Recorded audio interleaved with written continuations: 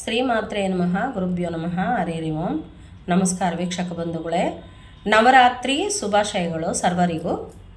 ನವರಾತ್ರಿ ಅಂದರೆ ನವ ಅಂತಂದರೆ 9 ಪೂರ್ಣತೆಯನ್ನು ಸೂಚನೆ ಮಾಡುತ್ತೆ.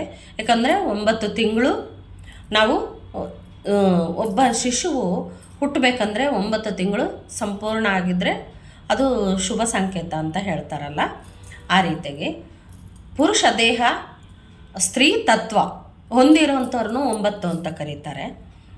ಹೀಗೆ ನೋಡಿ, ನಪುಂಸಕನಾಗಿ ಹುಟ್ಟಿ ಅರ್ಜುನ ಇಡೀ ಕೌರವ ಸಂಹಾರ ನಡೆಯುತ್ತೆ.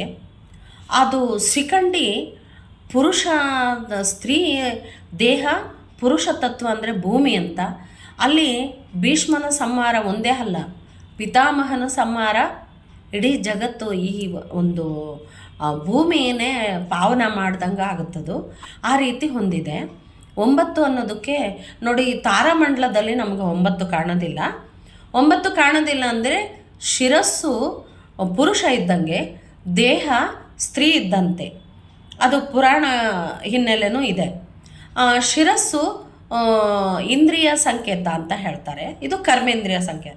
ಕರ್ಮಕ್ಕನುಗುಣವಾಗಿ ಕರ್ಮ ಕಳೆಯೋದಕ್ಕೋಸ್ಕರ ಹೆಣ್ಣು ಹುಡ್ತಾಳಾಗ್ಲಿಕ್ಕೆ ಹೆಣ್ಣು ಪಿಂಡ ಇಡೋ ಕೆಲಸ ಇಲ್ಲ. ಯಾಕಂದರೆ ಪುರುಷನ ಏನು ತಂದೆಯ ಕರ್ಮನ ಅನುಸಾರವಾಗಿ ಇವಳು ಕನ್ಯಾದಾನದ ರೂಪವಾಗಿ ಇವಳು ಹೋಗ್ಬಿಟ್ಟು ಇನ್ನೊಂದು ಮನೆ ಬೆಳಗಿದಾಗ ಇವನು ತಂದೆ ಮತ್ತು ತನ್ನ ತಂದೆಗಳು ತನ್ನ ಪಿತೃಗಳು 7 ತಲೆಮಾರು ಬ್ರಹ್ಮ ಸ್ಥಾನ ಪಡಿತಾರೆ ಅಂತ ಹೇಳಿಬಿಟ್ಟು ಸೃಷ್ಟಿ ಸ್ಥಾನ ಪಡಿತಾರೆ ಅಂತ ಅದರ ಅರ್ಥ.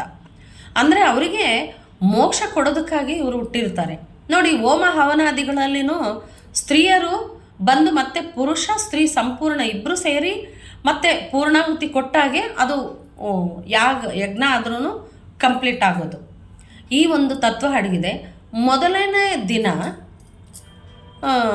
ಬ್ರಹ್ಮಚಾರಿಣಿ ಅಂದರೆ ಶೈಲಪುತ್ರಿ ಬಾಲ ತ್ರಿಪುರ ಸುಂದರಿ ಅಂತ ಹೇಳ್ತಾರೆ. ಬಾಲ ತ್ರಿಪುರ ಸುಂದರಿ ಅಂದರೆ ನೋಡಿ, ಬಾಲ್ಯದಲ್ಲಿ ಅವಳಿಗೆ ಇನ್ನು ಹೆಸರೇ ಇಲ್ಲ, ಬಾಲಕಿ ಅಂತ ಹೇಳ್ಬೋದು, ಹುಟ್ಟಿರೋ ಮಗು ಅಂತ ಹೇಳ್ಬೋದು. ಹುಟ್ಟಿರೋ ಮಗುಗೆ ಹೆಸರಿಡೋ ಭಾಗ್ಯನೂ ಇವ್ರಿಗೆ ದೊರೆಯೋದು. ಯಾರಿಗೆ? ತನ್ನ ತಂದೆಗೆ.